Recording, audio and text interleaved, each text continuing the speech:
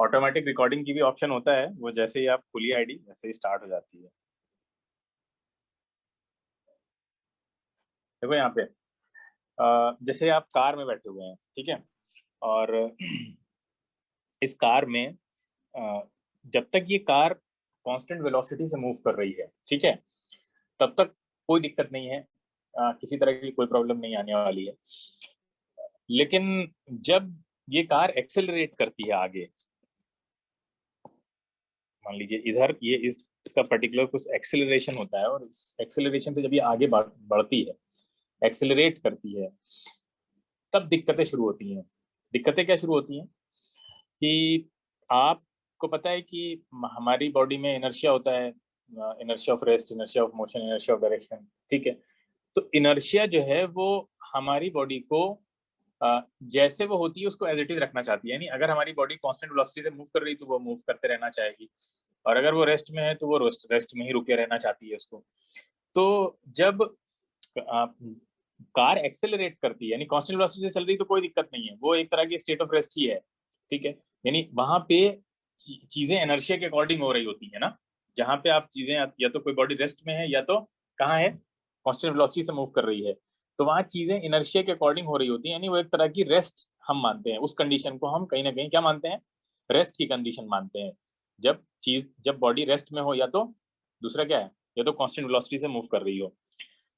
तो लेकिन जब क्या होता है, जैसे ही ये कोई बॉडी एक्सेलरेट करती है आगे की तरफ, जैसे कार एक्सेलरेट करेगी, अब कार एक्सेलरेट करेगी तो आपकी बॉडी जो है वो, उसके अंदर जो इनर्शिया रहा होगा, मान लीजिए पहले कार कांस्टेंट वेलोसिटी से मूव कर रही थी तो आपकी बॉडी ने अपने आप को अडेप्ट कर लिया था उसके according.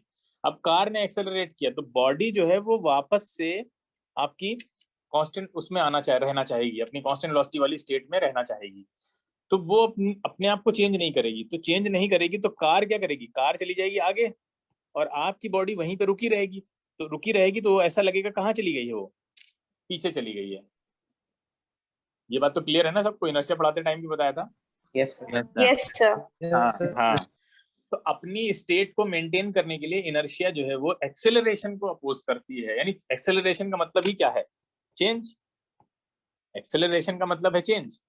Change in Yes, change sir. In what, change in, हाँ। तो एक्सेलरेशन का मतलब है चेंज। तो चेंज को अपोज करने का काम है किसका, इनर्शिया का। यानी दोनों दुश्मन है एक दूसरे के। कौन कौन, आपका इनर्शिया और एक्सेलरेशन एक दूसरे के जानी दुश्मन है। एक्सेलरेशन को पसंद नहीं करती इनर्शिया बिल्कुल भी। तो जब एक्सेलरेशन होगा तो इनर्शिया क्या करेगी, अपनी स्टेट को मेंटेन रखेगी, और मेंटेन रखेगी तो ऐसा लगेगा कि वो पीछे चली गई है बॉडी आपकी, ठीक है। तो आपकी बॉडी पीछे ना जाए इसके लिए क्या होता है, ये देखिए आप लगाते हैं इसमें, क्या बोलते हैं इसको, बैक में सीट, सीट की बैक लगाते हैं, बैक सीट। तो बैक Yes, सीट sir. इसीलिए लगी होती है यहाँ पे, ठीक है, आपको पीछे बचाने से रोकने के लिए। लेकिन मान लीजिए कोई ऊपर से कोई चीज लटक रही होती है, जैसे वो जो हैंडल होते हैं पकड़ने वाले, वो चले जाते हैं पीछे, तो पीछे जाते नहीं एक्चुअली, वो इनर्शिया की वजह से वहीं पे रहते हैं। कार आगे जा रही होती है तो वो पीछे लगते हैं, पीछे पहुंच गए। इसी तरह से लिफ्ट में भी क्या होता है, जब ये लिफ्ट आपकी कांस्टेंट वेलोसिटी से चल रही है तो कोई दिक्कत नहीं है, लेकिन जब लिफ्ट में आप चढ़े होते हैं और लिफ्ट ऊपर की तरफ एक्सेलरेट करती है ना इनिशियली, बोलो, तो लिफ्ट ऊपर की तरफ जब हाँ एक्सेलरेट करती है तो आपको भारीपन महसूस होता है काफी, आपके लगता है आपके वेट में काफी सारी चीजें ऐड हो गई हैं और कुछ ऐड हो गया है, ठीक है। तो जब लिफ्ट ऊपर की तरफ एक्सेलरेट करती है तो तब भी आपको नीचे की तरफ एक पुश महसूस होता है, भारीपन महसूस होता है, ऐसा लगता है कोई आपको नीचे की तरफ दबा रहा है। महसूस किया किसी ने ये चीज, नहीं किया तो आप करना कभी लिफ्ट में चढ़ना, ऐसा किया है। हाँ किया होगा। तो ये नीचे की तरफ जो पुश है ये वही एनर्जिया की वजह से, फिर आपकी बॉडी जिस स्टेट में थी उसी में रहना चाहती थी, एक एक्सेलरेशन आया उसने ऊपर की तरफ आपको ले गया खींच के, तो अब वो पसंद नहीं करेगी इनर्शिया उधर जाना, तो वो अपनी वापस ओरिजिनल स्टेट को मेंटेन करने के चक्कर में नीचे की तरफ ही रहना चाहेगी, और एक्सेलरेशन ऊपर लग रहा है तो जाहिर सी बात ऐसा लगेगा कि कोई आपको नीचे दबा रहा है, ठीक है।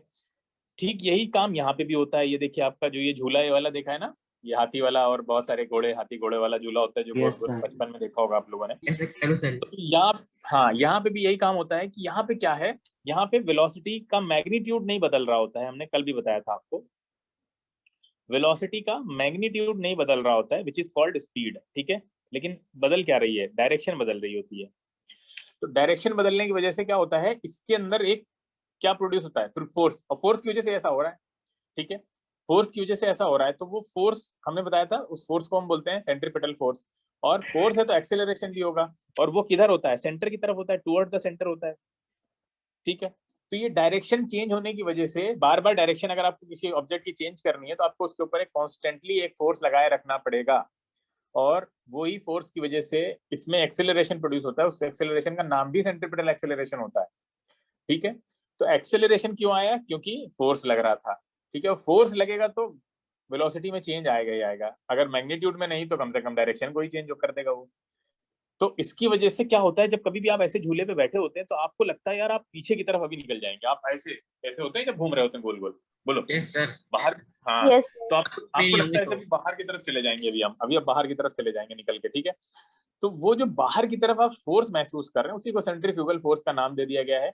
एक्चुअली में वो इनर्शिया है, ठीक है, वो इनर्शिया है। और वो इनर्शिया आपको उसके मतलब आप ऐसे बैठे हुए हैं गोल गोल घूमते टाइम पे, और आपको एक फोर्स इधर खींच रहा है, एक एक्सेलरेशन इधर खींच रहा है। अब इनर्शिया तो उधर जाना नहीं चाहेगा ना, तो वो तो अपनी स्टेट को मेंटेन करना चाहेगा, एक्सेलरेशन को अपोज करेगा तो वो किधर की तरफ लगेगा, फोर्स लग रहा है पीछे की डायरेक्शन में, बिल्कुल अपोजिट डायरेक्शन में लगेगा फोर्स लग रहा है। तो फोर्स नहीं लग रहा होता है, चीजें आपको अपनी तरफ खींच रही है, लेकिन आप उसी जगह जमे रहना चाहते हैं, तो ऐसा लगेगा कि आप पीछे चले गए, ठीक है। जैसे इस कार में ऐसा लगता है कि आप पीछे चले गए, गए नहीं पीछे, आपने अपनी स्टेट को मेंटेन किया है, लेकिन महसूस होगा कि आप पीछे चले गए। ऐसे लिफ्ट में ऐसा लगता है आप नीचे जा रहे हैं। तो ये सारे फोर्स स्यूडो फोर्स कहलाते हैं, जो कि जब हम इनर्शिया को फोर्स की तरह देखते हैं, एज अ फोर्स देखते हैं जब इनर्शिया को, तो हम वहां पे स्यूडो फोर्स का नाम देते हैं उसको। क्लियर है?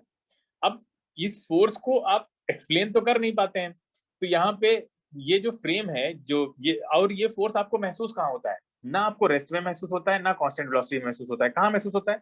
जब आप एक्सेलरेटेड फ्रेम में होते हैं, ठीक है। जब आपका जो फ्रेम है, जिस फ्रेम में आप खड़े हैं, वो फ्रेम एक्सेलरेट कर रहा होता है, तभी आपको ये फोर्स महसूस होता है, जिसको हम स्यूडो फोर्स बोल रहे हैं, फिक्टिशियस फोर्स बोल रहे हैं, ठीक है।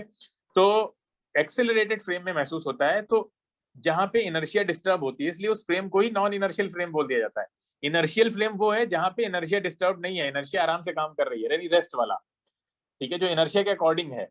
तो इसलिए उसका नाम भी इनर्शियल फ्रेम इसलिए पड़ा, क्योंकि वहां पे भी इनर्शिया में कोई दिक्कत नहीं हो रही है, इनर्शिया के अकॉर्डिंग चल रहा है मामला। लेकिन जब इनर्शिया में कोई चेंज आना शुरू होगा, इनर्शिया को दिक्कत होनी शुरू हुई, तो वहां पे हम उस फ्रेम ऑफ रेफरेंस को हमने बोल दिया नॉन इनर्शियल, ठीक है, यानी एक्सेलरेटेड बोले या नॉन इनर्शियल बोले। तो नॉन इनर्शियल में जब हम इनर्शिया को एज अ फोर्स देखते हैं, तो वहां पे हम उसको स्यूडो फोर्स का नाम देते हैं, जिसको हम सर्कुलर मोशन में सेंट्रीफ्यूगल फोर्स बोलते हैं, अदरवाइज स्यूडो फोर्स ही बोलते रहते हैं, ठीक है। आप ज्योग्राफी में पढ़ेंगे कोरियोलिस फोर्स के नाम से एक और फोर्स होता है। तो इस तरह से पढ़ा ये है। स्यूडो, हाँ, इस स्यूडो फोर्स का कॉन्सेप्ट ये होता है। स्यूडो फोर्स एक्चुअली में नहीं होता है, ठीक है, महसूस होता है हमको। और अब नॉन इनर्शियल में न्यूटन्स लॉ इसलिए नहीं लगता है, अगर आप स्यूडो फोर्स नहीं मानेंगे तो न्यूटन्स लॉ कैसे लगाएंगे? क्योंकि न्यूटन्स लॉ के लिए आपकी जो महसूस हो रहा है, आपको आप पीछे की तरफ जा रहे हैं, तो उसको जस्टिफाई करना पड़ेगा मैथमेटिकली। आपको बताना पड़ेगा कि कोई ना कोई फोर्स तो लग रहा है, अब ऐसे ही पीछे कैसे चले गए? जो गाड़ी में हैंगर टंगा हुआ है वो पीछे क्यों जा रहा है, आपको बताना पड़ेगा। तो जब तक आप वहां पे कोई स्यूडो फोर्स जैसी चीज को इंट्रोड्यूस नहीं कराएंगे, तो आप जो है वो वहां पे न्यूटन्स लॉ नहीं लगा पाएंगे। इसीलिए कहा जाता है नॉन इनर्शियल फ्रेम में न्यूटन्स लॉ नहीं लगते हैं, until and unless you introduce a new force which is called a pseudo force। तो pseudo force लाना पड़ता है कि ताकि हम वहां पे कैलकुलेशंस को आसान बना सकें, ठीक है। ये है इसका सिंपल सा कॉन्सेप्ट, ठीक है। अच्छा, pseudo force फेक है, इसका हमने कल एक बार हमको बता रहे थे कि बताएंगे क्यों फेक है। तो फेक इस सेंस में है, यहाँ से देखो कि आपको हमने बताया था ये धागा बांध के आप ऐसे ऐसे नचा रहे हैं, मान लीजिए एक पत्थर को, ठीक है, और वो पत्थर आप वो क्या महसूस कर रहा होगा, बाहर की तरफ एक सेंट्रीफ्यूगल फोर्स महसूस कर रहा होगा, स्यूडो फोर्स जिसको बोलते हैं। अंदर तो स्ट्रिंग की वजह से टेंशन फोर्स लग रहा है। तो आप खुद सोचो, अगर बाहर वाला फोर्स रियल है, ध्यान से सुनना, अगर बाहर वाला फोर्स रियल है, तो आप अगर इसको यहाँ से कट कर दें, स्ट्रिंग को, अगर हम स्ट्रिंग को कट कर दें तो इसको बाहर की तरफ उछल जाना चाहिए, है ना? परपेंडिकुलर। हाँ, बिल्कुल ठीक वैसे ही, जिस डायरेक्शन में उसको फोर्स महसूस हो रहा है सेंट्रीफ्यूगल वाला, just opposite to the tension, उसको उछल के उधर गिरना चाहिए। लेकिन आप देखिएगा, आप अगर ऐसा करते हैं तो ये किधर जाएगा? वेलोसिटी की डायरेक्शन में जाएगा, टेंजेंशियल, लेफ्ट जाएगा। ये कभी भी पीछे नहीं जाएगा, ये कभी भी पीछे नहीं जाएगा। इससे पता चलता है कि वो खाली फेक फोर्स है एक तरह का, वो कोई रियल में, क्योंकि रियल में अगर होता तो उसको फिर पीछे उछल कर गिरना चाहिए था ना, इस फोर्स के इन्फ्लुएंस में। सेंट्रीफ्यूगल फोर्स के, लेकिन कभी भी उधर नहीं जाएगा, हमेशा टेंजेंशियल डायरेक्शन में जाएगा, स्ट्रेट लाइन बनाता हुआ भाग जाएगा। Sir pseudo force centrifugal force कहते हैं जब circular motion. Centrifugal, circular motion में उसको नाम बोल दिया गया सेंट्रीफ्यूगेट, यानी जो बाहर की तरफ खींचे, सेंट्रीपिटल जो सेंटर की तरफ खींचे। ओके सर, ठीक है, समझ में आया कुछ थोड़ा बहुत? काफी Yes, ज्यादा sir. रोमान आया। हाँ सर, थोड़ा बहुत तो आ गया। हाँ थोड़ा बहुत तो आ गया। कौन है? कुछ लोग को थोड़ा ही बहुत आ रहा है कई दिन से हम देख रहे हैं। कौन, किसने बोला था अभी? नित्या है? किसको आया था थोड़ा बहुत? जरा दोबारा बोलो, कौन था? फिर हम पूरा समझाएं अच्छे से, इसलिए हम पूछ रहे हैं, कोई प्रॉब्लम की बात नहीं है। किसने बोला था? अरे तो गलत बात है, बोल के छुप गए हैं। कौन था? नित्या ही थी मुझे लगता है 100%। किसी को थोड़ा ही बहुत आ रहा है, बहुत दिन से मैं देख रहा हूँ। चलो ठीक है, कोई बात नहीं। हाँ, तो ये इसके और भी एग्जांपल्स हैं। एग्जांपल्स क्या है, इसको मतलब आप ऐसे प्रूव भी कर सकते हैं। जैसे मान लीजिए लिफ्ट है, लिफ्ट वाला जो हमने आपको बताया कि लिफ्ट में क्या होता है, दो जगह से इसको आप ऑब्जर्व करते हैं। जैसे कोई एक लिफ्ट हम बनाते हैं, यहाँ पे क्या हो गया, चार्जिंग खत्म हो गई लग रहा है।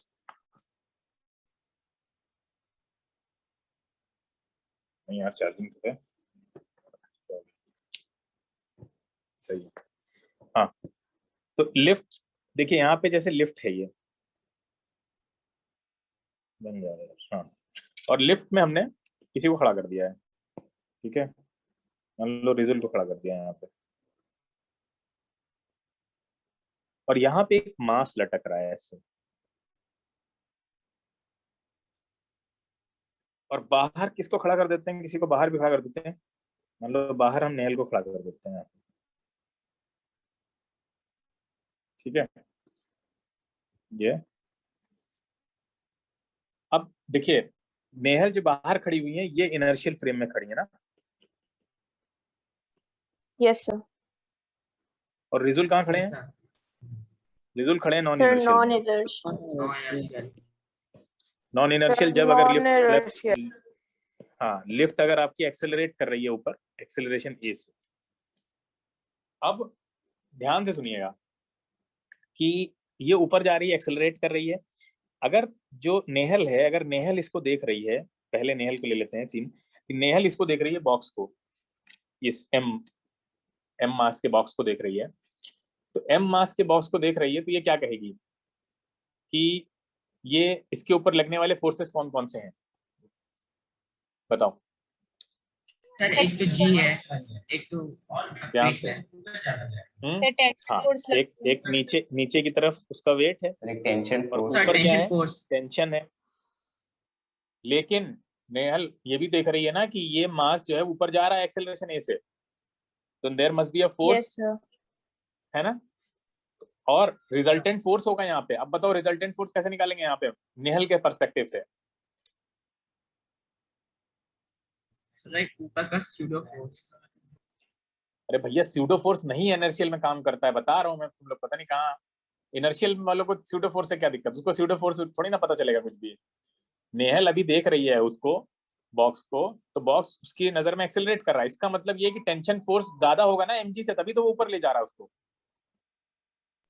Yes sir. Yes sir. हाँ, तो इसका मतलब, तो नेट फोर्स कैसे निकालें? T minus M G. Yes, शाबाश, T minus M G. F net को हम क्या लिख सकते हैं? M into A, acceleration A से जा रहा है और एम मास है उसका। Yes sir. Yes sir. ये वाला फोर्स आ रहा निकल के, जिस जो टेंशन है वो निकल के आ गई आपके पास M A plus M G ना, नेहल के पर्सपेक्टिव से। बोलो ये सबको समझ में आया? Yes sir. Yes sir. अब आते हैं हम लोग रिजुल के पर्सपेक्टिव से। रिजुल जो इसको देख रहे हैं अंदर खड़े होकर, तो रिजुल की नजर में तो ये स्टेशनरी है। ये पहला वाला नेहल के पर्सपेक्टिव से था, दूसरा वाला रिजुल के पर्सपेक्टिव से हम लोग देखते हैं कि रिजुल इसको आप कैसे देख रहे हैं। रिजुल की नजर में ये स्टेशनरी होगा।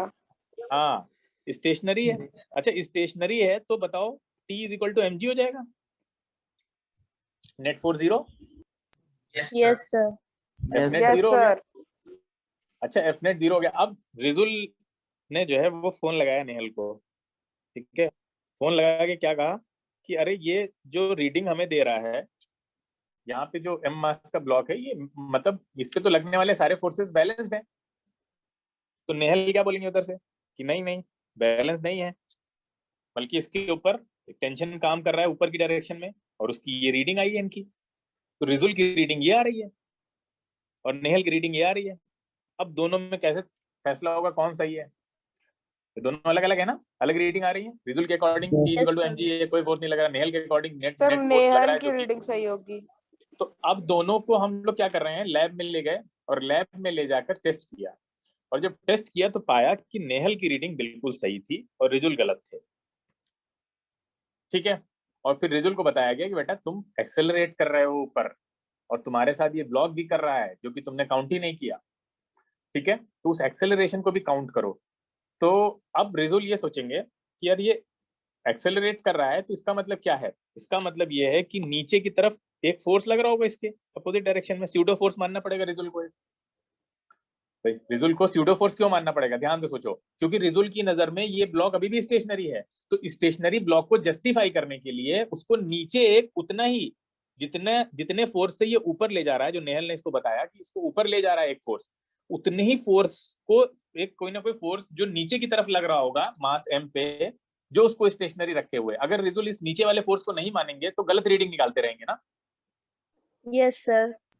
हाँ, तो रिजुल को उतने ही अमाउंट का फोर्स, जो फोर्स नेहल को बाहर से दिख रहा है ऊपर जाते हुए, रिजुल को अंदर से उतने ही अमाउंट का स्यूडो फोर्स नीचे मानना पड़ेगा, तब जाके ये जस्टिफाई होगा कि हाँ ये अब स्टेशनरी हुआ। देखो कैसे, तो ऊपर कितना फोर्स था, ma था पॉजिटिव में, प्लस ma था, नीचे कितना मानना पड़ेगा इनको? Yes. Minus ma, Minus MA. ठीक है।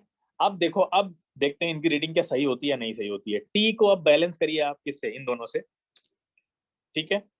टी को आप बैलेंस करेंगे, माइनस प्लस को छोड़ देते हैं अभी, मान लेते हैं ये इन्होंने नीचे की डायरेक्शन में माना ही हुआ है तो डायरेक्शन की जरूरत नहीं है, क्योंकि माइनस वो डायरेक्शन के लिए ही लगता। अब इन्होंने नीचे जब ma को मान लिया तो अब आप इसको t को बराबर करिए दोनों से, कितना होगा? ma प्लस mg हो जाएगा। देखो यहाँ से,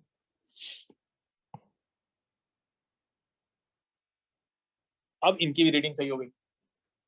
तो ये वाला जो फिक्टिशियस फोर्स है ये इनको मानना पड़ा रिजुल को। क्यों मानना पड़ा? क्योंकि ये कहाँ खड़े थे? Non inertial frame of reference में खड़े हुए थे। Non-inertial. अगर ये नॉन इनर्शियल में खड़े नहीं होते तो कोई दिक्कत नहीं होती, इनर्शियल वाले के लिए ऐसा कोई फोर्स मानने की जरूरत नहीं थी। नेहल को ऐसा कोई फोर्स अलग से नहीं मानना पड़ा, उन्होंने सिंपल जो लॉज हैं वो लगाए।